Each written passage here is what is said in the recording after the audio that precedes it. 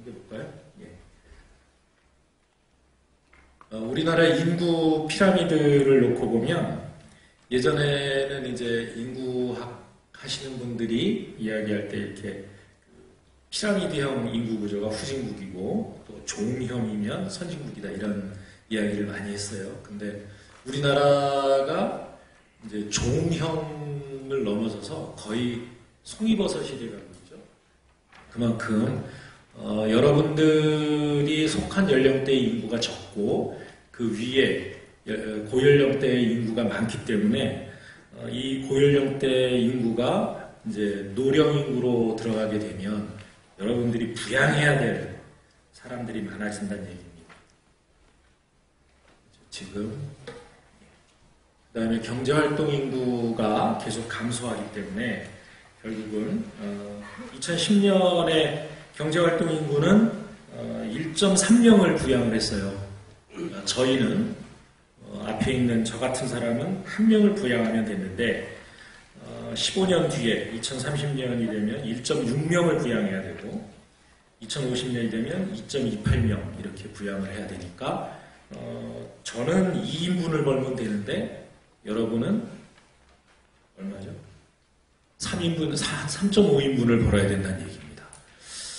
이게 뭐 부양가족을 부양해야 된다는 뜻이 아니라 사회적으로 놓고 보면 그렇다는 거죠.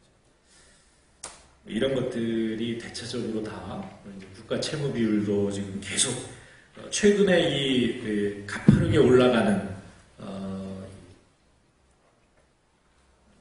상승세가 굉장히 가파르지 않습니까? 그런가 하면 이제 이거 재미있는 통계가 있어서 한번 가져와 봤어요. 그러니까 연령대별로 순조세 부담액의 현재 가치, 그러니까 라이프롱으로, 그러니까 일생 동안 여러분이 부담해야 될 세금과 그 다음에 이제 국가로부터 얻을 혜택을 더하고 빼고 이렇게 해서 순 부담액을 쭉 그래프화 해봤는데 여기 보면 55세에서부터는 마이너스지 않습니까? 부담액이 마이너스라는 얘기는 그만큼 더 많이 얻는다는 것이죠. 국가, 사회로부터 저렇게 더 많이 얻게 되고 이 50세 이하는 국가에 대해서 기여를 더 많이 해야 되는 거예요. 지역사회 국가에 대해서. 그런 뜻입니다. 그러니까 조세 부담액이 저렇게 높은데 지금 여러분 세대인 20대는 일생 동안 얼마 정도의 순조세 부담액을 부담해야 할까? 현재 가치로 놓고 보면 한 2조 8천억 정도가 되네요. 2,800억. 만 원이구나. 예. 만 원이니까 3억 가까이 돼요. 일생 동안 3억 가까이를 부담을 해야 된다는 얘기예요. 해야 될 일이 굉장히 많은데 여러분에게 이 모든 부담을 드리고 있는 것 같습니다. 저는 인구 문제에 대한 우리 정부의 이런 이 통계를 보면서 이런 생각을 해요. 왜 우리 정부는 인구 문제에서 이렇게 심각한 사태가 일어나고 있는데 소위 말하면 이게 이제 국가 소멸이라든가 또는 민족 소멸 우려가 있다 이런 얘기도 하지 않습니까? 출생률이 OECD 국가 중에서 우리나라가 가장 낮아요. 합계 출산율이 1.2 초반에 있으니까 1.5 이하로 내려왔던 프랑스나 독일 같은 나라들은 적극적인 정책을 써서 실제로 프랑스는 2.0 이상으로 올렸어요. 그런데 우리나라는 거기에 대한 어떤 본격적인 정책이 나오지 않잖아요. 그러면서 오히려 역으로 어떤 정책 주장을 하냐 하면 이렇게 고령 인구가 앞으로 늘어날 것이고 경제활동 인구가 줄어들 것이기 때문에 거기에 맞게 이 국민연금이라든가 공무원연금이라든가 이런 연금 제도를 개혁해야 한다. 그래서 많이 내고 적게, 지금보다 더 많이 내고 지금보다 적게 혜택을 보는 연금 제도로 전환해야 된다. 이렇게 주장을 하고 있습니다. 그런데 제가 생각할 때는 어떻게 그 보수 정권이라고 하는 정부에서, 보수 정부에서 국가의 소멸이나 민족의 소멸을 우려하지 않고 그냥 그것을 운명으로 받아들이는가? 우리 국민들이, 우리 청년들이 가정을 갖고 아이를 낳을 수 있는 그런 분위기를 만들어주고 또 그렇게 사회적으로 가능하도록 만드는 정책을 내놓지 않고 이렇게 인구 문제가 나올 때마다 이것은 숙명이기 때문에 그걸 받아들이고 이제 앞으로 어떻게 감내할 것이냐 이런 정책만 내놓고 있는다는 참 아이러니합니다. 이 말씀을 꼭 드리고 싶었어요. 그래서 아마도 이 진보정당인 우리 더불어민주당이 인구 문제에 있어서도 적극적인 대처를 하고 적극적인 정책을 펴는 그런 정부를 만들어야 되는 것 아닌가 하는 생각을 해봅니다. 만약 합계 출산율이 프랑스처럼 2.0 이상으로 올라간다라고 하면 현재 국민연금이 연금액을 산출하고 있는 근거가 있거든요. 여기에는 이제 출산율이 앞으로 얼마가 될 것이다 라고 하는 것을 전제로 짜고 있습니다. 지금 1.2 정도 되는 것을 정부는 어떻게 생각하냐면 앞으로 한 10년 정도 후에는 한 1.4 정도로 개선될 것이다 라고 하는 걸 전제로 연금 계산을 하고 있어요. 그러니까 이것을 오히려 2.0까지 확실하게 올릴 수 있는 정책을 펴놓는다면 연금 문제라든가 이런 문제에서 완전히 다른 정책이 나올 수 있는 거죠. 또는 이제 연금 기금이 있지 않습니까? 그 연금 기금을 활용한 아주 적극적인 다양한 정책이 나올 수 있는 거죠. 현재 정부는 그런 정책을 내놓을 생각을 갖고 있지 않다는 게 문제예요. 하고 있는 게 사실 별로 없어요. 그러니까 더불어성장론은 바로 이와 같은 우리 대한민국 경제가 갖고 있는 이런 현실, 이 현실에서 어떻게 하면 지속 가능한 성장을 가능하게 할 것인가라고 하는 데 대한 해답으로 만들어진 것입니다. 더불어성장론에 대해서 말씀드리기 전에 먼저 질문 하나 해도 될까요? 박근혜 정부의 경제정책, 이것을 5글자로 줄이면 혹시 뭐가 될까? 좋은 아이디어 있으시면 한번 말씀해 보시겠어요? 5글자로. 박근혜 대통령이 4글자나 5글자를 굉장히 좋아합니다. 그 전에 이 테러당해서 병원 갔다 나오실 때 보니까 대전은요, 4글자로 이야기하시잖아요. 4글자, 5글자를 굉장히 좋아하는데 박근혜 대통령 정부의 경제정책 5글자로 줄이면 뭐가 될까요? 네? 창조경제? 창조경제론. 경제활성화. 뭐가 있을까요? 예. 배움만 산다. 예. 우리 한국 패션 산업의 둘도 없는 소비자시군요. 네. 재밌는 얘기는 많이 할 수 있죠. 창조경제 스스로 말씀하시는 거고, 경제활성화 여러 차례 이야기를 하고 있는 부분이기도 합니다. 제가 저보고 5글자로 이야기해라 이러면 줄풋의 빚집이라고 하고 싶어요. 줄풋의 빚집. 뭘 줄인 거냐면 줄은 이제 세금 줄여주는 거잖아요. 그러니까 재벌 기업에는 세금 줄여주고 푸는 규제 풀어주는 거잖아요. 또 규제 풀어주고 세는 원래 뭐 법 질서를 세운다 이런 뜻이었는데 세서부터는 제가 바꿨어요. 이렇게 세금 줄이고 규제 풀고 하면 세수가 줄어들지 않습니까? 세수는 어디서 거둘까? 예? 그냥 서민들한테 빚내서 집 사서 세금 내라 얘기를 하고 싶어요. 이 줄푸세 정책이라고 하는 것은 사실 신자유주의 정책에 크게 다를 바 없는 지금까지 가져왔던 기업 위주의 또는 이제 수출 대기업 위주의 경제 정책을 그대로 답습하고 있는 거죠. 그런데 이 최근에 들어서 그러니까 박근혜 정부가 들어서고 난 뒤에는 경제 금융위기 이후에 부동산 가격이 뭐 하락 또는 현상 유지가 되고 있었지 않습니까?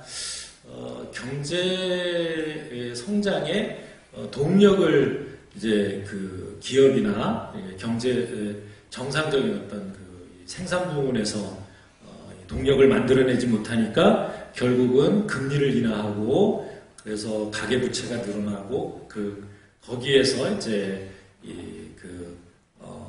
그렇게 되니까 결국은 집을 가지고 있는 사람들이 전월세를 높이게 되죠. 돈이 그쪽으로 쏠려가게 됐어요. 그래서 전월세가 올라가니까 그거를 그렇게 늘어나는 주거비를 감당하려면 비싸게 전월세 주고 들어가서 살지 말고 빚내서 집 사서 이 거래세도 내고 보유세도 내고 세금 많이 내라 이런 정책이 아닐까 싶습니다. 박근혜 정부가 지금까지 성공하고 있지만 우리 경제에 가장 큰 어두운 그림자를 들이고 있는 것은 바로 부동산 집값 정책입니다.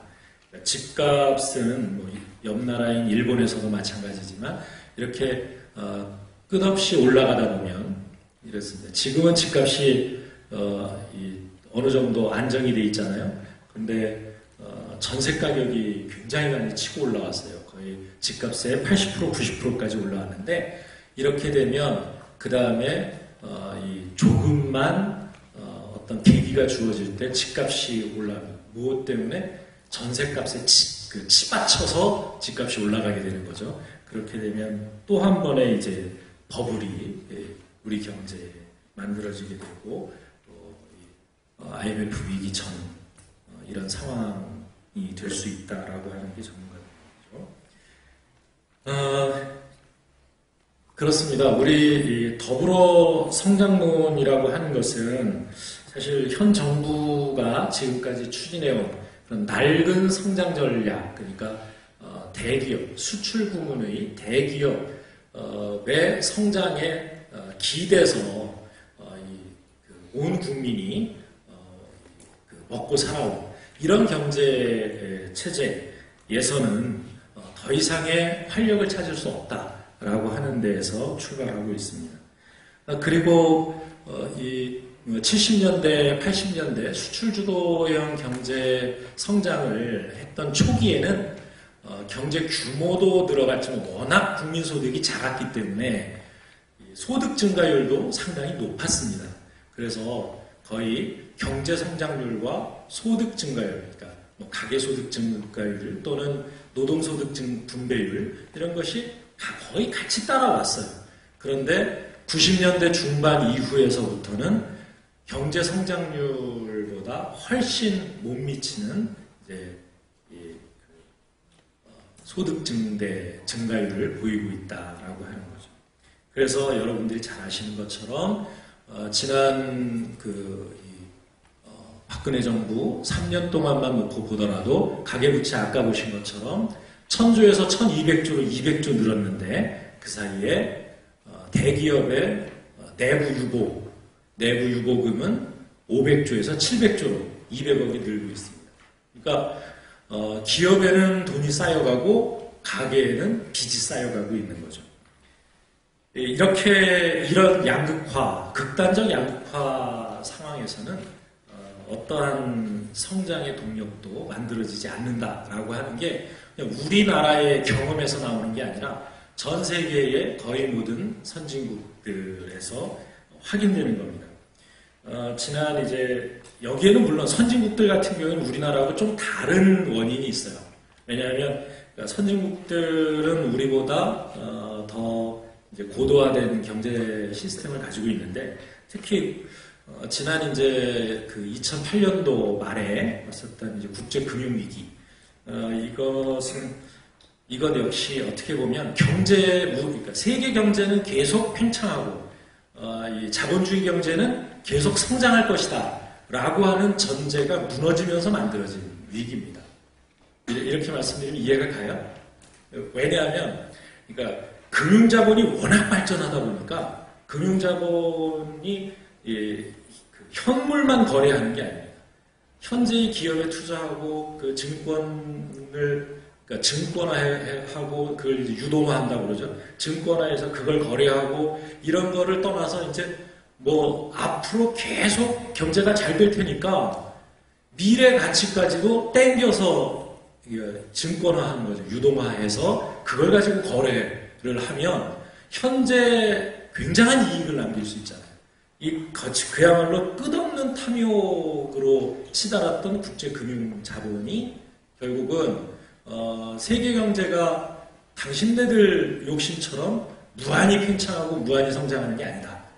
라고 하는 게 드러나는 순간 그냥 와장창 무너졌지 않습니까? 그러니까 세계 석학들은 왜 이런 현상이 일어나는가에 대해서 그동안 벌써 물론 이제 뭐 한 8년이 지나고 있습니다만 그동안 계속 논의를 해왔어요. 그래서 결국 그 작년 말에는 어떤 결론에 이르렀냐? 지금까지 IMF가 뭔지 아시죠? 국제통화기금. IMF하고 ILO, 국제노동기구. 그러니까 국제노동기구는 노동자들에 대한 이익에 관계되는 일들을 굉장히 집중해서 다루는 국제기구예요. 국제경제기구고. IMF는 주로 자본에 대해서, 특히 금융자본에 대해서 또 통화, 무슨 뭐 환율 문제라든가 이런 것들을 주로, 그래서 머니터리라고 그러는 거잖아요. 다뤄온 기구인데 자본의 이익을 대변하는 IMF와 노동의 이익을 대변하는 ILO가 합의한 이 경제 정책이 있습니다. 뭐냐면 이렇게 끊임없이 이제 금융 위기가 한 번 왔으니까 그걸 이겨내고 나면 경제가 좋아지겠지 했는데 그 다음에는 WDB 오고 또 더 있었더니 그 다음에는 또 유럽에 재정 위기가 오고 재정 위기 일어나나 싶었더니 그 다음에 뭐 트리플 DB라고 그러나요? 그다음에 재정 위기는 나라들이 돌아가면서 계속 세계 경제가 위기 끊임없는 일상화된 위기에 처하는 것을 보고 내린 결론. 그건 뭐냐면 극단적인 소득 양극화는 성장을 저해한다라고 하는 부분이 마지막 내린 결론이었어요. 그래서 ILO는 그 이전까지, 그러니까 IMF와 토론을 하기 이전까지 소득주도 성장론이라고 하는 것을 ILO가 계속 주장해왔죠. 근데 이제 주류 경제학자들은 그건 말이 안 된다 이렇게 얘기한 거예요. 왜 소득을 늘려가지고 국가 경제가 잘 굴러가면 다 잘 되겠구나 이렇게 생각을 하는데 주류 경제학자들은 뭐라고 얘기하냐면 소득주도 성장이라는 말은 동어반복이다. 어떻게 소득을 늘려서 소득을 성장시키냐. 이렇게 비아냥거려서 결국 말을 이제 개념을 합의를 하기에 이르렀는데 그것이 바로 인클루시브 그로스, 포용적 성장입니다. 포용적 성장론이라고 하는 것은 일테면 세계의 진보 보수 다 떠나서 또 자본과 노동 이 차이를 다 떠나서 지금 현재 2010년대를 살고 있는 대부분의 경제 전문가들이 합의점에 이룬 그러니까 전 세계가 경제를 지속 가능한 성장의 이 끌고 가기 위해서는 양극화를 해소하고 포용적 성장을 해야 되겠다. 이런 것이죠.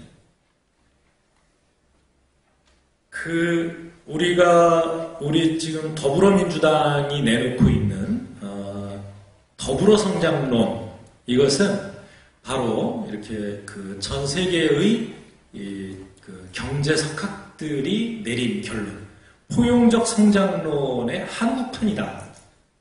그렇게 생각을 하면 됩니다. 이거 한참 있다가 돌리면 내가 말을 할게 넘겨주세요. 물론 이것은 이제 국제적인 논의를 통해서 들어온 것이기도 하지만 또 우리 당 내부에서도 그동안 많은 논의가 있었지 않았습니까? 우선 여러분, 우리 당의 경제정책 하면 어떤 말이 생각이 나죠? 경제민주화 생각나죠? 예. 경제민주화의 이 주창자, 지금 당 대표를 맡고 계신 김종인 대표의 경제민주화. 문재인 전 대표님은 소득주도 성장, 이런 말씀을 하셨어요. 지금은 당을 달리하고 있지만 안철수 전 대표는 공정경제론, 이런 말을 썼지 않았습니까? 또 정세균 국회의장께서는, 정세균 국회의장님 네. 정세균 의장님 강연을 들으셨으면 그것도 재밌었을 텐데, 분수경제론이라는 개념을 썼어요. 그러니까 트리클 다운, 그러니까 이제 낙수경제에 대한 반대 논리로, 그러니까 낙수경제, 낙수효과라고 하는 것은 거짓말이다. 오히려 밑에서부터 분수처럼 이렇게 끌어올려야 경제가 제대로 된다라고 하는 이런 말씀도 하셨던 분수경제론도 있고요. 또 박원순 시장이나 안희정 지사, 지방자치하면서 사회적 경제에 대한 굉장히 많은 실험들을 하고 있습니다. 또 여러분 잘 아시는 것처럼 우리 당의 을지로위원회라고 있잖아요. 을지로위원회는 대중소기업 간의 불평등 계약이라든가 또 자영업자에 대한 프랜차이즈 업자들의, 그러니까 약탈적인 계약, 이런 것들에 대해서 아주 실천적으로 싸워왔잖아요. 이런 부분들을 사실상 집대성한 거다라고 저는 말씀드릴 수 있습니다.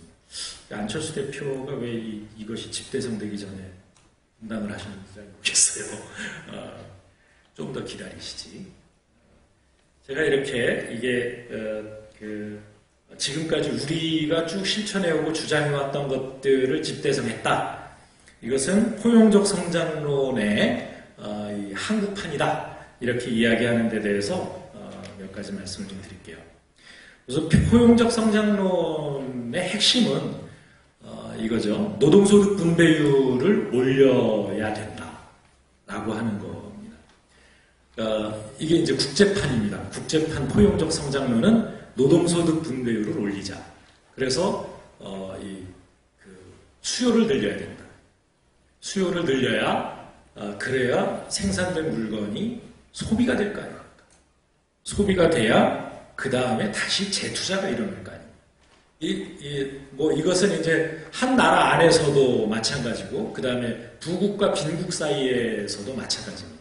부국과 빈국 사이에서도 포용적 관계, 경제 관계가 필요한 것이고 그 다음에 한 국가 안에 국민 안에서도 부자와 빈자, 그러니까 고소득자와 저소득자 사이에 격차를 줄여야 그래야 이 경제가 건강하고 발전해 나갈 수 있다. 이런 주장을 하는 것이죠. 사실 이것은 새로운 주장이 아니죠. 1930년대에 대공황 시기에 이 경제정책을 제안했던 케인즈의 생각과 크게 다르지 않습니다. 결국 이것은 그러니까 한 나라 안에서 보면 총수요에 관한 얘기죠. 어떻게 하면 총수요를 늘려나갈 것이냐. 생산만 늘린다고 경제가 굴러가지 않는다. 수요가 같이 늘어나야 된다. 이런 거죠. 그 사실 같은 말입니다. 근데 표현에 따라서 정책은 많이 달라질 수 있습니다.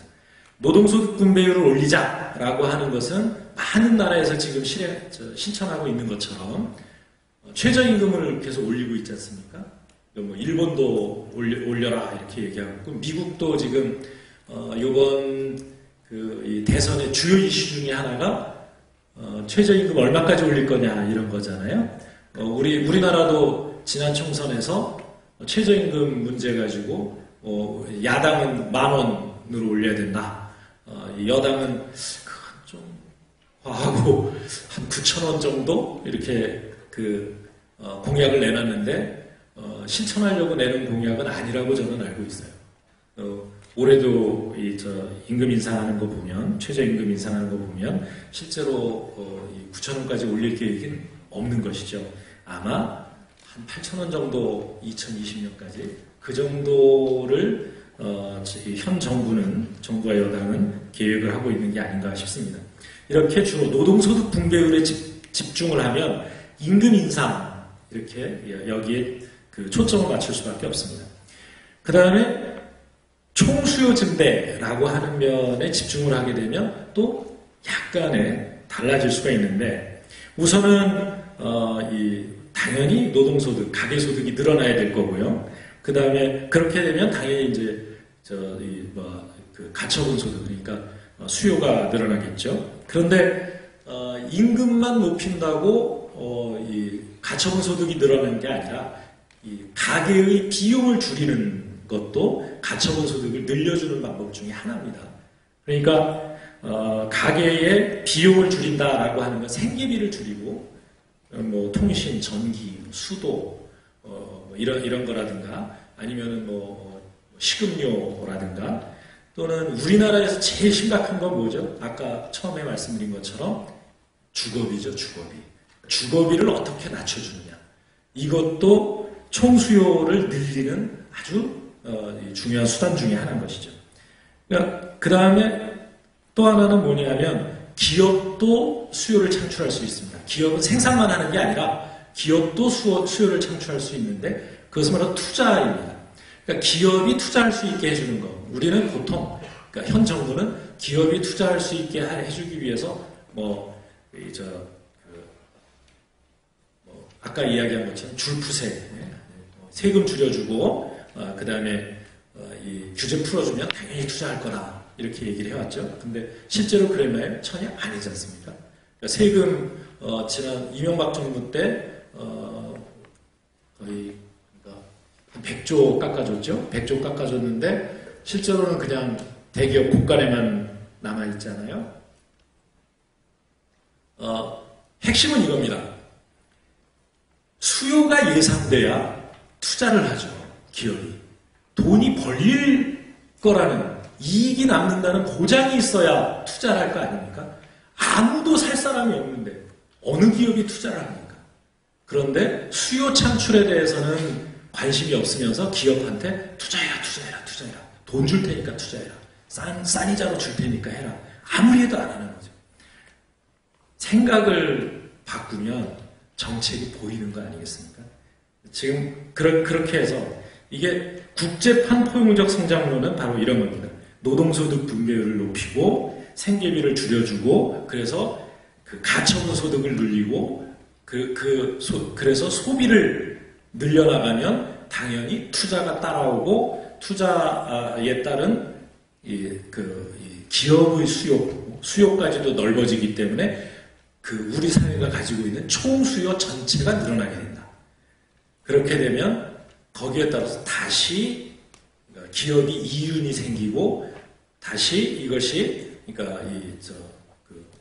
가계소득, 노동소득을 증대시키는 선순환의 구조로 들어갈 것이다. 라고 하는 것이 국제판 포용적 성장론. 한국판 포용적 성장론은 근데 이것만 가지고는 정책을 필 수 없습니다. 왜냐하면 어느 나라나 다 똑같은 환경에 있지 않거든요. 한국 대단히 특수한 나라입니다. 한국적 특수성이 있습니다. 몇 가지만 제가 말씀드릴게요. 첫 번째는 노동소득을 올리자. 그래서 최저임금 인상하는데 저항이 많잖아요. 특히 여기 어머니, 아버지 그 음식점 하시는 뭐 자영업 하시는 분 없어요? 안 계신가요? 뭐 이제 계신다는 전제로 한번 이야기를 들어볼게요. 최저임금을 올리면 가장 먼저 타격을 받는 사람은 누굴까요? 그러니까 영세업자죠. 영세업자는 임금 올라가니까. 물론 그 피해를 다 혼자는 안 입겠죠. 뭐 가격에 반영을 시킨다든가 이렇게 하겠지만 왜 그럴까요? 왜 그럴까? 우리나라의 자영업 비중이 너무나도 높습니다. 그러니까 보통 서구 선진국의 자영업 비중에 비해서 거의 2배 정도가 많아요. 이거는 이게 뭐라고 할까, 정책을 펼 때 이런 말을 하죠. 경로 의존성이 있다 이런 얘기를 하는데, 그건 뭐냐면 IMF 이후에 정말 대책 없는 이 노동 정책을 썼기 때문에 그래요. 무조건 구조조정해서 자르고 나면 네가 알아서 가서 먹고 살아라. 이러니까 아무런 이 자영업의 노하우 없는 우리 부모님 세대들이 그냥 이 직장도 없이 한 1억이나 1억 5천 정도 되는 명퇴금을 들고 시장으로 쫓겨났어요. 쫓겨나서 뭘 합니까? 그러니까 우선 먹고 살아야 되니까 자영업을 했잖아요. 자영업 세우면 1, 2년 만에 절반이 망가져서 다 있는 돈 다 날리고 이걸 거의 반복을 해왔단 말입니다. 지금도 계속 50대 중후반 돼서 또는 40대에서부터 더 일찍 직장을 그만두고 자영업 차리는 분들이 많잖아요. 계속 자영업으로 유입되고 있죠. 왜? 직장에서 먹고 살기 힘드니까, 아이들 기르기 힘드니까 계속 유입되는 겁니다. 이 구조예요. 이렇게 높은 구조에서 그대로 최저임금만 올린다? 이해 안 되는 거죠. 그러면 거기에 대한 대책이 같이 따라줘야 되는 거고요. 두 번째, 물론 그렇다고 정말 한계 자영업 같은 경우에 사실상 자기 노동의 대가, 자기 스스로, 그러니까 자영업자 자신도 최저임금을 못 버는 이런 한계 자영업자들을 지원해서 계속 살려주자는 이런 얘기 아닙니다. 한계 자영업은 빨리 정리가 돼야죠. 그러나 시장에서 살아남을 수 있는 자영업은 그 자영업으로서 계속 커나가고 서비스업을 계속 해나갈 수 있도록 만드는 그런 게 필요하다는 겁니다. 두 번째, 대한민국의 특수성 중에 하나는 뭐냐면 대외경제 의존도가 매우 높다는 겁니다. 대외경제 의존도가 어떻게 계산하시는지 아시죠? GDP 분의 수출액 더하기 수입액, 수출 수입액 하면 이제 무역 의존도가 되는 거고, 거기에 이제 과실 송금이라든가 이런 걸 포함하면 대외경제 의존도라고 이야기하는데 우리나라가 110%입니다. 다시 말하면 수출 부문이 우리 경제에서 차지하는 비중이 50%가 넘는다는 얘기입니다. 그만큼 우리나라는 수출 부문이 크고 내수 부문이 작은 거죠. 근데 여러분 어떻습니까? 아까 제가 말씀드렸잖아요. 금융위기 이후에 세계 경제가 수요가 줄어들었어요. 수요가 줄어들고 위축되고 있어요. 위기 이후에. 아무리 우리나라의 수출 대기업들이 아무리 열심히 해도 어쩔 수 없이 시장이 줄어드는 거를 우리 대기업들이 혼자 가서 시장을 다 넓혀가면서 장사를 할 수는 없는 겁니다. 그렇게 되니까 우리나라 경제 전체가 활력이 떨어지고 성장률이 떨어지고 있어요. 그런데 세계 경제가 하루아침에 좋아질 비전이 있냐? 저는 별로 없다고 봅니다. 앞으로 계속 이 상태일 거거든요. 어떻게 보면 지금의 수준을 세계 경제 규모를 유지하는 정도가 최선이 아니겠는가 이렇게 생각합니다. 어느 나라도 지금 고성장을 하는 나라가 없잖아요. 심지어 중국까지도.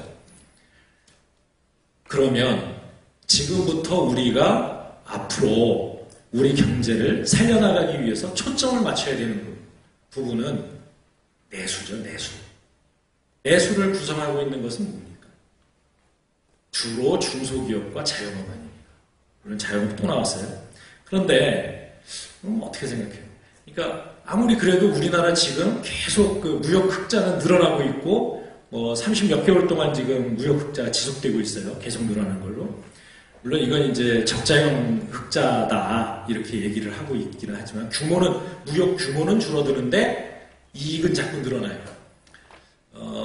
경제학자들은 이걸 또 역으로, 버블 위기로 연결시키는 사람도 있지만, 어떻든, 그러나, 수출 부문에서 쌓여져 가는 이 돈을, 그러니까 자본을, 이거를 어떻게 활용할 방법이 없는 거예요.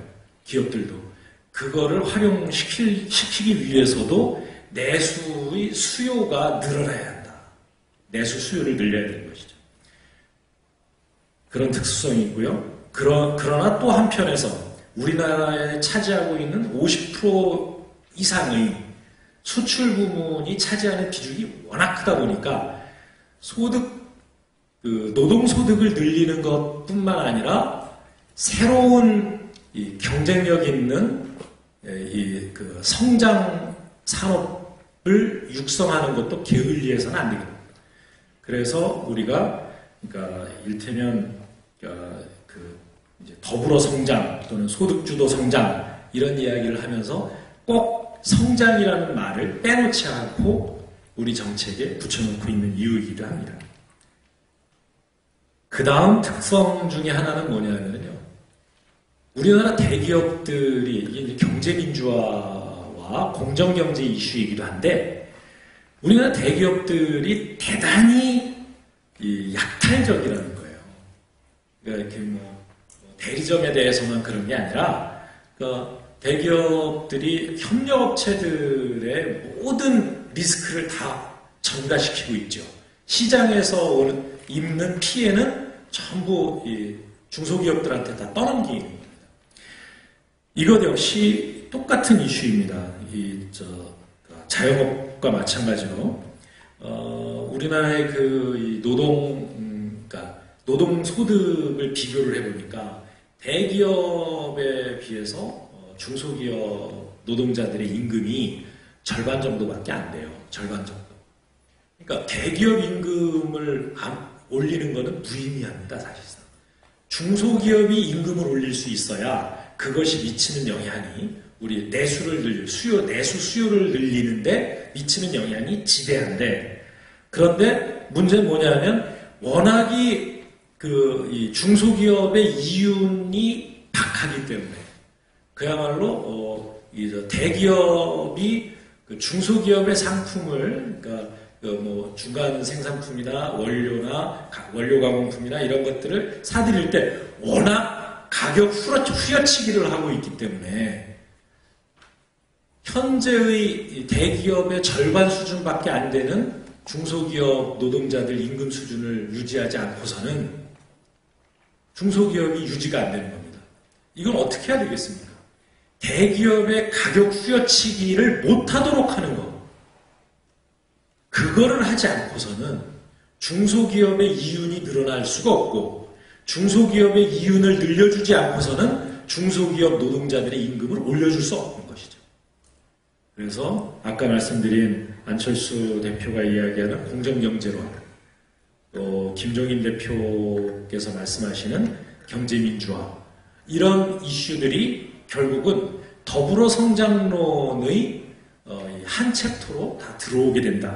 비정규직 차별 철폐, 소득 불평등 완화, 상생협력을 통한 공유가치 창출, 미래산업의 선전, 혁신 중소기업의 육성, 한반도 신경제지도, 제2차 국토 균형 발전, 이런 부분들은 제가 아까 말씀드린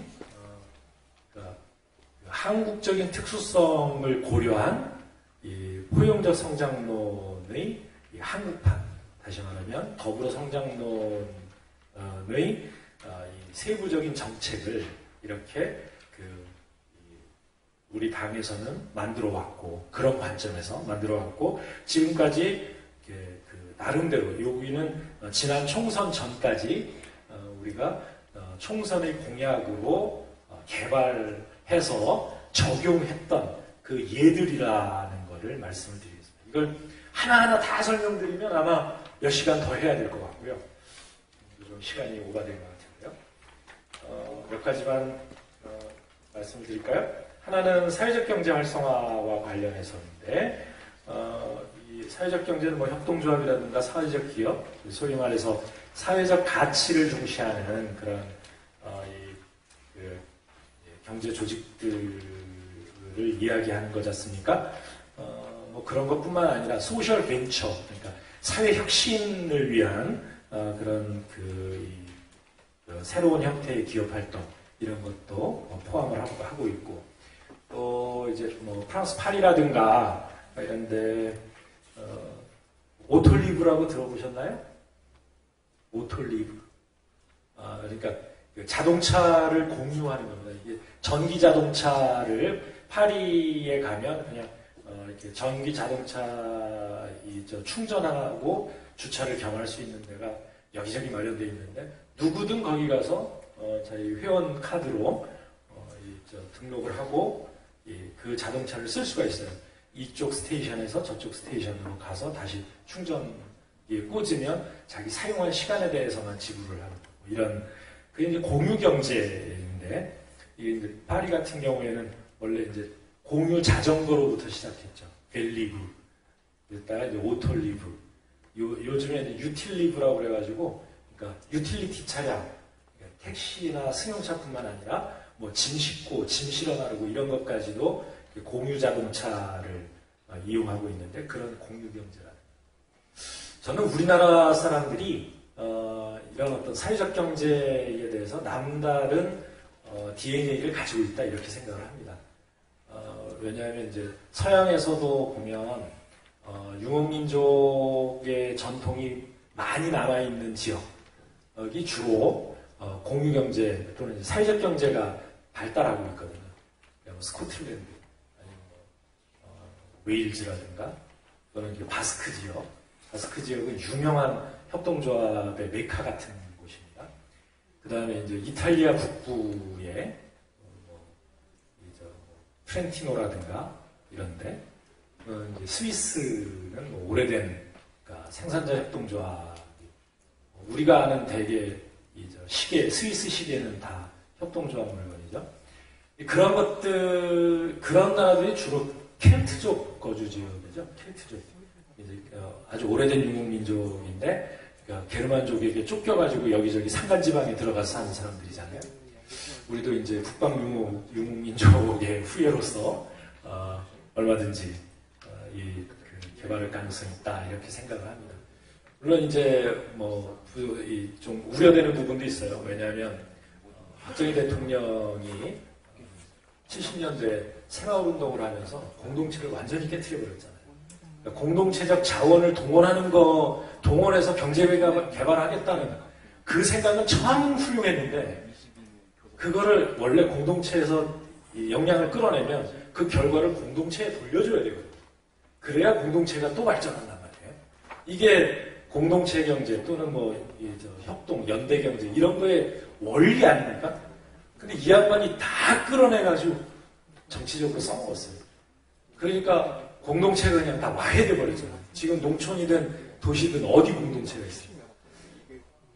근데 이제 우리 DNA에서 빨리 찾아서 공동체를 복원해야 된다 이런 생각이 들고요. 그래서 그런 부분도 실제로 특히 이제 농촌 지역 같은 경우, 또 도시의 빈민 지역이라든가 이런 데에서는 이 사회적 경제가 소위 내수 부문을 일정 정도 담당을 해줘야 결국은 우리 경제가 안정될 수가 있습니다. 왜? 아까 말씀드렸는데요. 그러니까 내수 부문도요, 그냥 시장 경제에만 맡겨놓으면, 그러니까 그 경제의 부침해, 그러니까 호황, 불황 이런 거에 영향을 받습니다. 우리나라처럼 대외 경제 의존도가 높은 나라에서는 세계 경제의 부침에 직접적인 영향을 받고 타격을 입게 되죠. 그것도 또 내수 부문도 보면 우리가 쓰는 것 중에 대부분이 수입한 거잖아요. 그런 것들이 많기 때문에 결국 영향을 받게 되는데, 사회적 경제는 공동체 경제이기 때문에 이 대외 무역하고는 관계가 없이 유지되기 때문이죠. 이게 대략 아까 제가 말씀드린 지역, 이런 지역에는 대략 한 10% 안팎입니다. 영국과 스코틀랜드 같은 경우가 한 7% 정도가 되고요. 이탈리아 북부나 바스크 지역 같은 데가 15% 정도, 20% 정도까지 사회적 경제가 차지하고 있는 그런 나라입니다. 이런 나라들은 금융위기나 또는 이 재정위기 이런 것과 무관하게 경제적인 성장을 해온 지역입니다. 이런 부분들이 중요하다라는 말씀을 드리고 마무리를 져야 될 것 같은데요. 무슨 말씀을 드려야 되나 생각을 해보다가 이렇습니다. 그러니까 헌법 정신으로 돌아가야 되죠. 물론 119조 이하 경제민주화 조항만을 놓고 말씀드리는 것은 아닙니다. 대한민국 헌법은 여러분 잘 아시는 것처럼 1조 2항에서부터 국민 주권을 선언하고 있죠. 민주공화국임을 선언하고 있는데요. 헌법 정신은 저는 크게 세 개의 발을 가지고 있다 이렇게 생각합니다. 좀 좁은 의미의 민주주의, 국민 주권이죠. 그 다음에 또 하나는 자유주의죠. 그러니까 무엇을 위해서라고 이야기해요. 우리나라는 무엇을 위해서 존재하나? 국가를 위해서, 민족을 위해서, 또는 뭐 어떤 공산주의가 같으면 계급을 위해서 뭐 이렇게 표현할 수 있겠죠. 그러니까 그것이 아니라 바로 국민의 자유와 행복을 위해서라고 표현을 해야 맞는 거죠. 근데 국민도 집합체로서의 국민 일반이 자유롭고 행복한 것이 무슨 의미가 있죠? 행복이나 자유는 누가 느끼는 겁니까? 우리 국민이 느끼는 거죠. 우리 국민 개개인이 느끼는 거 아니겠어요? 그게 바로 자유주의죠. 그 다음 공화주의죠. 공화주의는 서로 돕고 하나의 공동체를 이뤄나가는 것 아니겠어요? 이 세 가지의 정신이 우리 헌법에 있다고 생각합니다. 그리고 그 이 세 가지를 구현하는 가장 중요한 키는 누가 쥐고 있냐? 국민이 쥐고 있다. 이렇게 생각합니다. 경제도 그래서 저는 경제 민주화 정도가 아니라 경제 민주주의를 해야 한다라고 생각을 합니다. 경제 주권 뭘까요? 시장에서의 경제 주권을 왜 생산자에게만 맡겨야 되냐는 거죠. 소비자인 우리 국민들도 우리의 주권을 주장을 해야 되지 않겠습니까? 그렇게 주권을 주장하는 방식이 한편에서는 사회적 경제이기도 하고요. 또 한편에서는 소비자로서의 권리죠. 소비자로서의 권리. 뭐 이런 의미에서 보면 실제로 우리 헌법 정신을 우리 경제에 그대로 구현하는 그것이야말로 더불어 성장론이 지향하는 이 경제 정책의 지향점이다라고 말씀을 드릴 수가 있겠습니다. 뭐 소위 이제 세계적인 경제학자들께서 하신 말씀 한마디만 드리고 갈게요. 불평등의 대가라는 책을 쓴 이제 조집 스티글리츠의 잘 아시죠? 그다음에 이분은 잘 모르실 것 같은데 자유로서의 발전이라는 책을 쓴 아마티아 센이라는 인도 출신 경제학자가 있어요. 근데 이분들이 공동 저서를 썼는데 그 맨 마지막 문장이 이겁니다. 아까 제가 말씀드렸잖아요. 국민 일반이 행복해지는 것이 무슨 의미가 있습니까? 국가가 한 사람 한 사람의 생명과 안전과 행복, 자유 이것을 책임져 줄 수 있는 나라가 선진국이잖아요. 그냥 불평등한 세상에 자기 국민을 방치하는 것, 불안전한 세상에 자기 국민을 방치하는 세월호도 마찬가지죠. 그런 나라를 우리는 선진국이라고 생각하지도 않고 우리 대한민국이 지향해야 될 나라라고 생각하지도 않습니다. 그렇게 생각하는 분들을 향해서 이 두 석학은 뭐라고 저서의 마지막 문장을 썼냐면요. 평균에 대해 이야기하는 것은 불평등에 대한 이야기를 회피하는 방법의 하나일 뿐이다. 라는 말을 남겼습니다. 최근에 읽은 책의 한 대목인데요. 오늘 여러분께 더불어 성장론에 대해서 말씀을 드렸는데, 더불어 성장론이라고 하는 게 우리 당에 입론화되어 있는 논리가 완성되어 있는 것은 아닙니다. 그런데 제가 최대한 여러분에게 이해를 돕기 위해서 말씀을 드렸는데, 이게 충분히 이해가 되셨을런지 모르겠습니다. 오늘 조금 재미없는 강의, 딱딱한 강의를 들어주셔서 감사합니다. 네.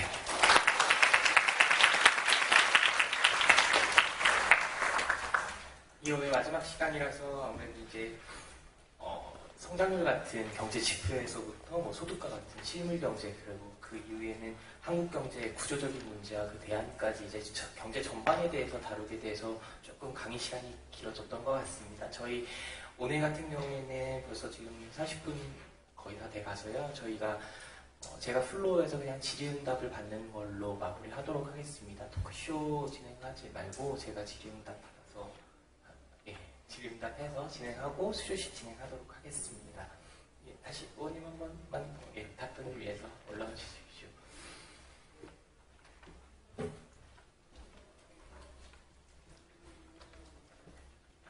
제가 너무 말을 많이 했군요. 사실 강의는 처음이라서 뭐 질문이나 아니면 또 주장하실 내용 있으시면 네, 하나 둘 셋 넷째 줄에 하얀 마이크 드려야 예.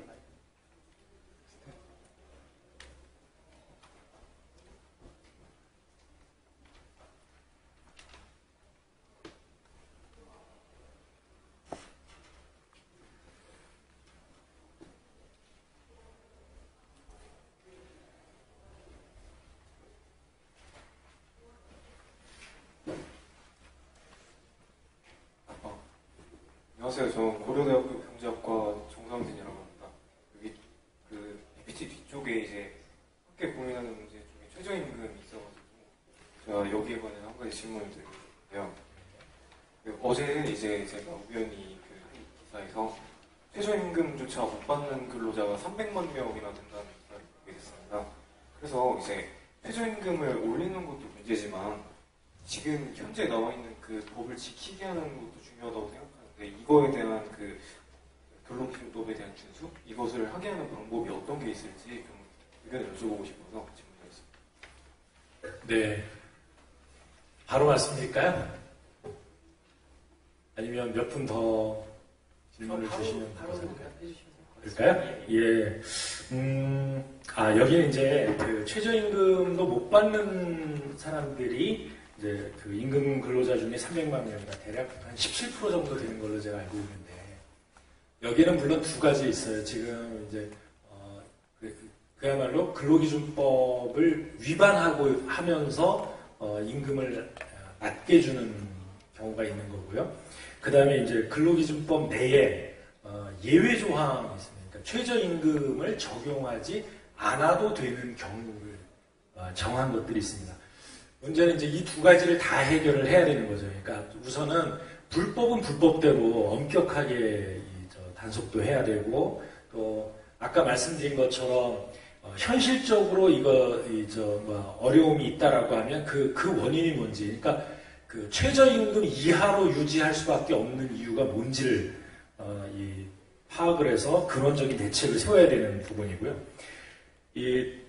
원래 근로기준법 내에 최저임금 조항으로부터 예외되어 있는, 이제 그 산업부문 자체가 최저임금을 지불하기 어렵다라든가, 이렇게 근로 형태의 문제라든가 이런 것 때문에 이제 예외 조항이 있는데, 그 예외 조항도 이제 최소화하는 노력이 필요한 것이죠. 그 두 가지 부분에서 함께 이루어져야 돼요.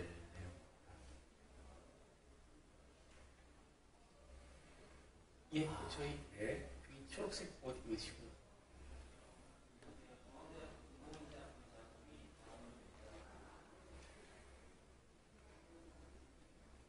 최근에 배우조선의 복만한 경영과 그것을 눈감은 산업은행의 그런 정경유착이라든지 아니면 롯데그룹의 비자금 문제 등 그런 대기업들의 좀 경제 윤리가 많이 부족한 모습을 많이 보여주고 있어요.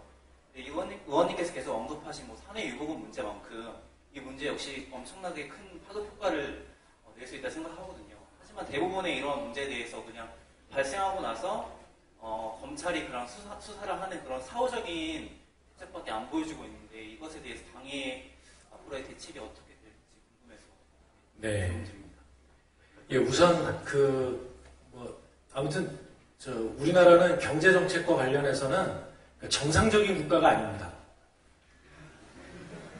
예, 정상적인 국가라면 지금 그러니까 대우조선해양이 이렇게 구조조정을 해야 될 상황이 됐잖아요.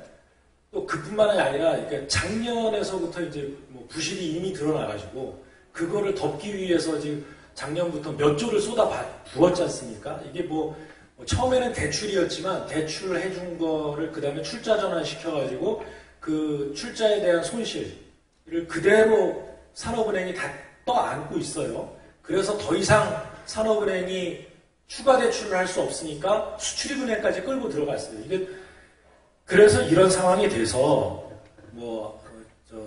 한국은행의 발권력을 동원하든 정부의 추경 예산을 끌어다가 하든 이거는 다 뭐냐면 우리 국민 모두의 것입니다. 지들 것이 아니에요.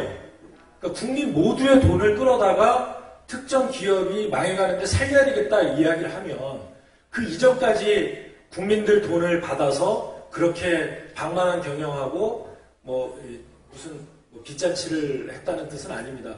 잘못된 투자를 했어도 마찬가지고 아니면은 또는 이제 그럼에도 불구하고 과도한 이 상여금이라든가 이렇게 그 비부도덕한 행위를 한 부분이 있으면 당연히 그 책임을 물어야 되죠. 근데 검찰에서 가끔 누구 소환했다는 얘기 이외에 들리는 게 없어요. 이렇게 국민 돈을 몇 조씩 가져다가 이렇게 날려먹은 사람들이 있다고 이야기를 하는데 이렇게 한다는 검찰이 있는 나라 이게 정상입니까? 정상이 아니라고 봅니다. 국회에서 그래서 대우조선해양에 대한 이 추가 지원을 결정했던 서별관회의 청문회 하자 이랬잖아요. 제가 그것 때문에 아직까지 청문회 증인 채택 합의가 이루어지지 않아서 8월 말까지 청문회가 있을지 없을지 모르거든요. 저는 8월 한 달 동안 휴가를 못 갔어요. 기다리고 있다가. 그래서 제가 이 더위에 휴가 못 간 스트레스를 풀려고 하는 얘기가 아니고 어떻게 국민의 권리를 위임받아서 이 국회의원이 됐다는 사람들이 그렇게 방만하게 돈 쓰고 국민의 돈을, 예산을 함부로 이용한 이런 문제에 대해서 그냥 청문회 어떻게든 없이 넘어가려고 합의도 안 해주고 심지어는 어느 상임위 정무위원회 위원장하고 간사는 외국 나가서 놀고 있다고 그러는지 모르겠습니다. 지금 또 자기는 일하고 있다고 그러겠죠.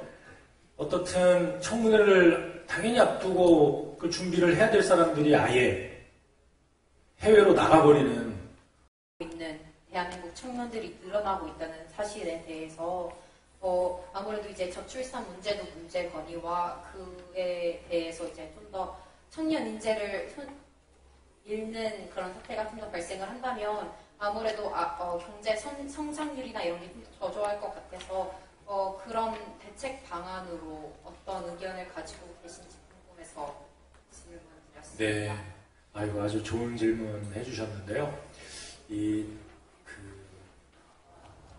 살고 싶은 나라가 돼야 되지 않겠습니까?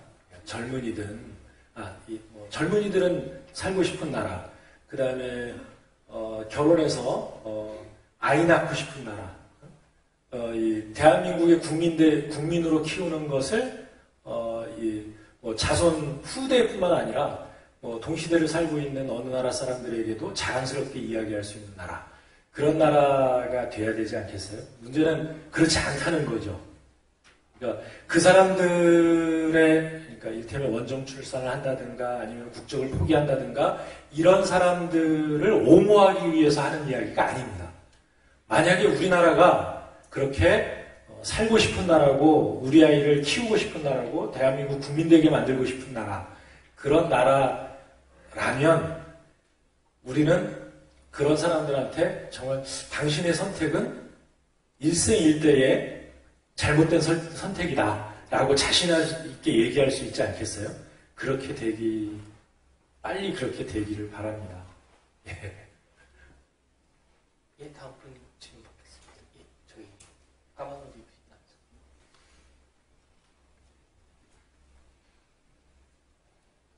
남자. 네, 안녕하세요. 서울시립대 재학 중인 학생입니다. 의원님이 이제 우리나라 같은 대외 경제가 수출의 의존도가 너무 높아서 내수 경제를 진작시키셔야 한다고 하셨는데, 요즘 최근에 이제 LG CNS 기업이 군산의 새만금에 대해 농업 경제를 활발화하기 위해서 스마트팜을 활성화시킨다고 유치시킨다고 했는데, 이에 대해서 농업민들이 반대하고 있는데, 우리나라 같은 경우는 농업 경제를 농업인들이 스마트팜을 활용할 수 있도록 교육을 시켜주는 것이 아니라 대기업 유치를 통한 효율적인 것만 따짐으로써 농업인들을 망하게 하는 길이 아닌가. 또 다른 예시로 들면 대형마트 유치를 통한 주변 상권이나 자영업들을 망하게 하고 대형마트에 일을 하게끔 하는 그런 비정상적인 구조에 대해서 어떻게 생각하시는지 여쭤보고 싶습니다. 아주 정확하게 말씀하셨어요. 정확하게 말씀하셨는데, 그렇습니다. 스마트팜, 농민들이 얼마든지 할 수 있게 해야죠. 농협은 뭐 하는 거예요? 농협은 이럴 때 농민들을 도와주라고 있는 것 아닙니까? 농협이 그냥 농업, 대부, 그러니까 금융사업만 하고 이러는 게 아니라, 실제로 보면 농협의 이제 남해화학 같은 이 비료 공장도 하고 있어요. 그러니까 얼마든지 이 농민의 편에서 일할 수 있는 충분한 여력이 됨에도 불구하고 이런 꼭 그 대기업을 끌어들여야 된다 이렇게 생각하는 것 자체가 잘못이 아닌가 생각하고요. 농협이 할 수 없다면 국가라도 해야죠. 정부가 나서서라도 농민들을 지원해서 스마트팜 해야 된다면 할 수 있도록 만들어줄 필요가 있습니다. 서비스 산업에 대해서 갖고 있는 정부의 생각과 지금 그 농업 부문에 대해서 갖고 있는 정부의 생각이 너무나 똑같습니다. 아까 대형마트 말씀을 하셨습니다만, 이제 참고 삼아서 이렇게 말씀드릴게요. 정부 관료들이 우리나라 이 서비스 산업이나 농업도 마찬가지인데 문제점이 뭐냐라고 하면 지금까지 해오던 그러니까 규모의 경제라든가 또는 대외 경쟁력 이런 시각에서 이야기를 합니다. 규모가 너무 작습니다. 그래서 수익이 나지 않습니다. 해외 시장을 개척할 여력이 없습니다. 이런 얘기예요. 해외 시장을 개척하든가 아니면 외국에서 관광객을 끌어들여가지고 한다든가 그렇기 때문에 영세한 규모이기 때문에 자본이 작아서 이런 어떤 이 투자를 할 수 없으니까 대기업을 끌어들여야 됩니다. 대기업을 끌어들이면 규모도 크고 그 다음에 R&D도 열심히 해가지고 해외 관광객이나 의료 관광하러 오는 사람들 얼마든지 끌어들일 수 있으니까 그렇게 하면 우리나라 서비스 산업이 발전하고 내수가 늘어날 겁니다. 그 얘기 듣다가 손에 집히는 거 있으면 집어 던지고 싶었어요. 그렇게 해서 그 서비스 산업에 무슨 빅마마 같은 거는 많이 생겨날 수 있을런지 모르는데 거기에 정비례해서 지금 그 분야에서 일하고 있는 자영업 하시는 분들은 다 몰락해 갈 거 아닙니까? 왜 그렇게 해요? 규모를 키우고 싶다면 수요를 채워줘서 아까 말씀드렸잖아요. 수요를 늘려줘서 지금 하고 있는 사람 중에 가장 경쟁력 있는 사람이 자영업자가 규모를 키울 수 있게 만드는 것. 그렇게 하면 될 거 아닙니까? 왜 전혀 노하우도 가지고 있지 않은 대기업을 끌어들이면 아무튼 뭐 자본 여력이 있기 때문에 규모가 크기 때문에 경쟁력을 가질 수 있고 대외 시장도 열 수 있다 이렇게 생각하는 하는가 뭐 그 과정에서 발생하는 수많은 이제 퇴출되는 자영업자와 그 실업 문제와 그 사람들의 가정 또 가계 부채 온갖 문제들이 다 발생하게 된다는 것을 왜 걱정하지 않는가 이런 생각을 해보고 있는데요. 정확하신 말씀. 대답이 됐나요? 네.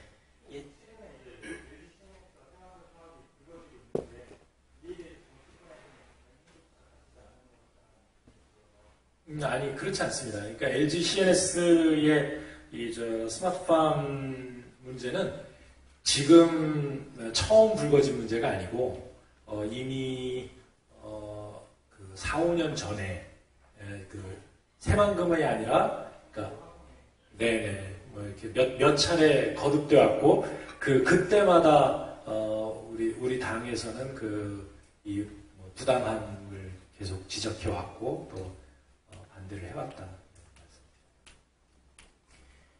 이게 또 질문 중에 이제 의원님께서 미리 준비해 주신 함께 고민하고 싶은 문제라고 나와 있었는데요. 여기서 맨 마지막에 이제 미래의 경제 성장에 있어서 가장 중요한 부분이 저출산 문제라고 생각합니다. 특히 청년 정책들이 잘 뒷받침되지 않으면 저출산 문제가 해결되기 어렵다 생각하는데요. 여기 나와 있는 저출산 문제 해결을 위해 가장 시급하고 필요한 청년 정책은 나는 왜 연애를, 결혼을, 출산을 포기하는가 이 문제에 대해서도 좀 나눠보고 싶습니다. 혹시 여기에 대해서 질문하실 분 계시면 손 들어주십시오. 예, 저쪽 여성분.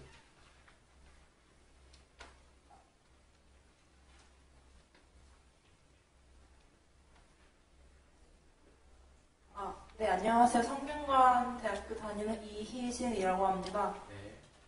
그 앞에서 말씀 안 해주셨던 그 세부 정책들을 보면은 여성들을 위한 정책으로 그 육아휴직 급여 인상이나 이런 것들을 생각하고 계시는데 솔직히 현실적으로 이게 급한 문제는 아니라고 생각을 하거든요. 그 실제 직장에 근무하는 여성들은 그 육아휴직 되는 동안 급여가 지급되기보다는 육아휴직을 실제로 쓸 수 있기를 좀 더 원하고 있어요. 근데 이제 실제로 회사에서는 이제 그 직무에 공간이 생기니까 이거를 육아휴직을 받아들일 꺼려하고 그래서 실제로 사용을 할 수 없으니까 이게 문제가 되는 건데 육아휴직 때 급여를 지급하겠다는 거는 좀 더 차후적인 문제라고 생각을 하거든요. 그래서 실제로 육아휴직이 어떻게 좀 더 원활하고 확대될 수 있는지를 좀 더 고민해야 될 것 같은데 그거는 어떻게 생각하시는지 궁금합니다. 네. 육아휴직 문제 지금 말씀하신 것처럼 그런 문제가 그러니까 실제로 현장에서 부닥치는 문제죠. 그러니까 이를테면 특히 이제 이렇게 2교대, 3교대 근무하는 그런 병원 같은 데라든가 이런 데가 이제 그 번호표 받아가지고 아이 낳는다는 거 아닙니까? 그러니까 언제 내 차례가 오는가를 기다려야 되는, 그러니까 내가 아이를 낳고 싶어도 마음대로 그때 낳을 수 없는 거죠. 이런 경우는 오히려 그러니까 그 취업을 하고 있기 때문에 이 출산 자체가 어려운 이런 경우이기도 합니다.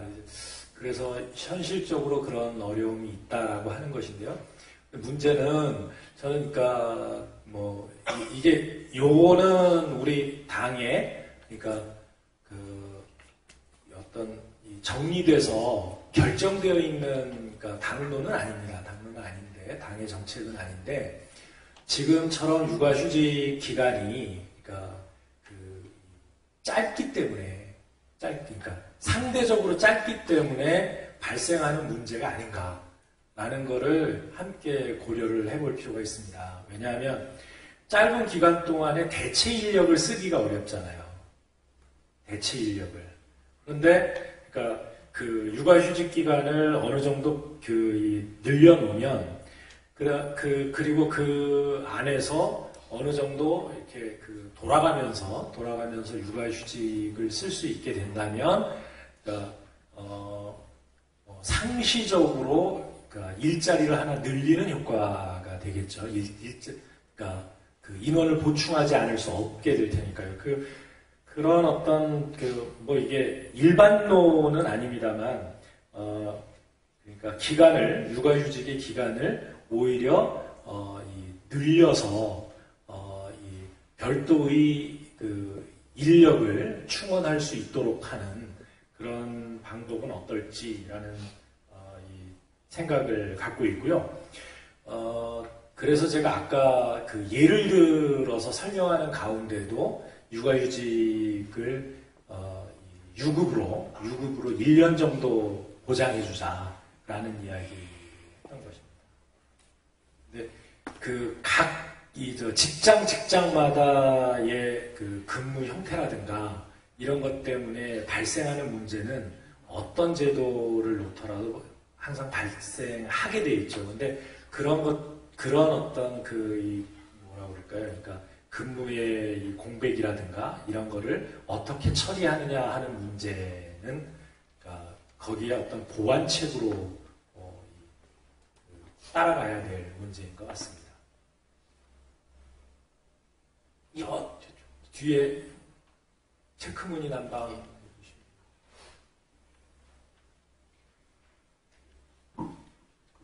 네, 안녕하세요. 이진욱이라고 합니다. 네. 앞선 질문과 이제 연관되어서 질문을 드리는데요. 사실 이게 직장에서 여성과 남성 가리지 않고 육아휴직 기간을 늘리는 것에 대해서 전적으로 찬성하고 앞으로도 그렇게 되어야 된다고 생각합니다. 그런데 제가 걱정스러운 것은 그렇게 이제 육아휴직 기간 늘린다 이렇게 치면 보통 육아휴직은 우리나라에서 여성들이 많이 쓰게 될 텐데 육아휴직을 늘리는 것을 문제화시키고 이제 실행 단계에 딱 하게 된다면 기업들이 실제로 채용 단계에서 여성들을 채용을 하지 않는 그런 형태의 직업이 발생하지 않을까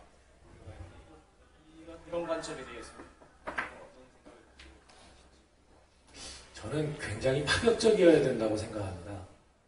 남녀가 모두 써야죠. 아이 기르는 게 다 여성의 책임은 아니지 않습니까? 아빠도 필요한 건데. 육아휴직은 남녀 공이 가져야 된다고 보고요. 그 다음에 또 이제 주부들 같은 경우, 그러니까 직장을 갖지 않은 여성들도 있잖아요. 근데 그런 경우에도 육아휴직은 아니지만 육아수당을 충분히 줘야 된다. 네, 앞에 여성분.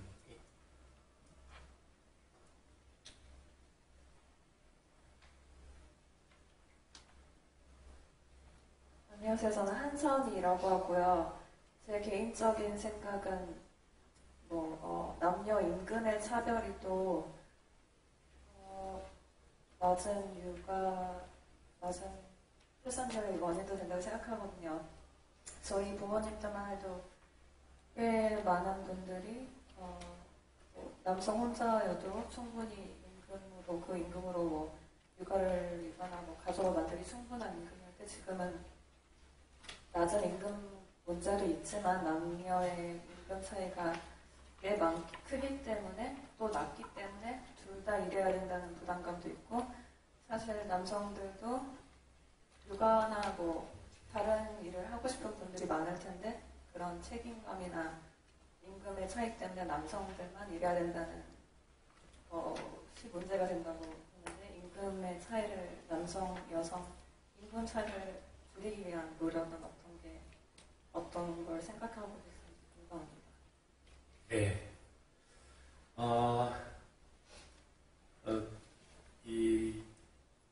당연한 말씀을 해주신 건데, 그러니까 남녀 간의 임금 격차가 실제 동일한 일을 한다 그러면 임금 격차가 있어서는 안 되죠. 그리고 그것 때문에 오히려 남성은 임금이 높기 때문에 밖에서 일하고 임금이 적은 여성은 아이를 키우자 이게 이제 사회적 통념화돼 가고 있는 것도 그런 임금 차이의 원인이 있다는 말씀 충분히 동의를 하고요.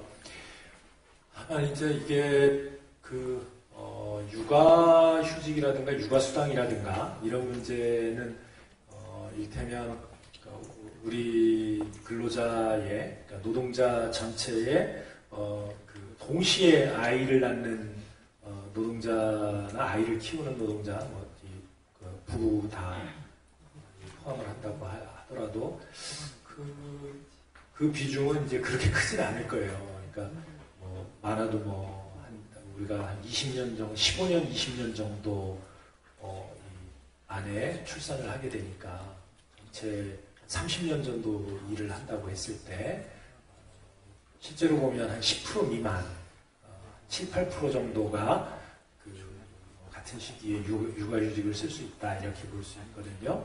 그래서 그런 문제에는 만약에 정책적인 비용이라든가 이런 것들이 들어가는 데에 전격적인 정책을 쓰는 데 드는 충격, 예산상의 충격이라든가 이런 게 상대적으로 덜할 수 있는데 이제 남녀 임금 격차의 문제는 이제 물론 우리가 전체 근로자 중에 여성 근로자가 차지하는 비중이 아직 절반까지는 못 가고 있지만 그래도 30%가 넘잖아요. 그러니까 그만큼 이제 이 사회에 미치는 영향이 더 크다는 거죠. 그래서 이런 경우에는 사실 점점 더 점진적인 해법을 쓸 수밖에 없습니다.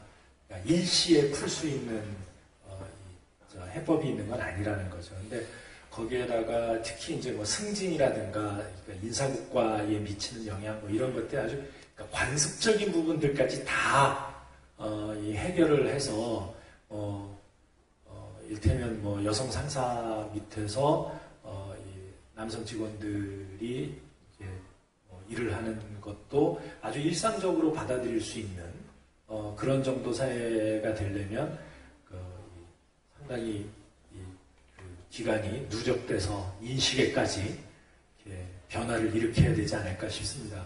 우리가 지향해야 되는 지향적인 것은 분명하죠. 예, 저희 가운데 현재 시간 관계에서는 마지막 질문을 해야 될 것 같고요. 네, 안녕하세요. 저는 고려대학교 사회학과 강유섭이라고 합니다. 우리나라 경제구조, 산업구조를 살펴보면 1, 2에서 3위까지가 제조업이고 4위가 유통업이죠. 롯데가 나옵니다. 그런데 우리나라의 산업구조상 제조업 망이잖아요. 사실 STX나 여러 가지 상황들 보면 제조업이 사실 어려운 상황에서 자꾸 정치권에서는 특히 더불어민주당에서 일자리 72만 개 만들겠다라고 했죠. 공공부문에서 35만 개, 그 다음에 민간 부문에서 32만 개 만든다고 했는데 제가 각 정당별로 살펴보면 그냥 그러한 수치들이 있는데 정확한 어떻게 만들고 그 구체적인 이야기들은 없는 것 같아요. 특히 당원으로서 더불어민주당이 청년들에게 그냥 보여주기식 어떤 캐치프라이즈는 아닌가라는 좀 생각을 지을 수가 없는데요. 과연 당에서는 청년들을 위해서 정말로 이것을 실천할 것인지 그리고 의원들은 그렇게 관심이 갖고 있는지가 사실 의문이 듭니다. 이거에 대해서 좀 어떻게 생각하는지 좀 궁금합니다. 사실 그 부분은 저희 유능한 경제정당위원회에서 굉장히 고심을 해서 만들어낸 거거든요. 처음에 그냥 슬로건처럼 100만 개 이렇게 한번 해보자.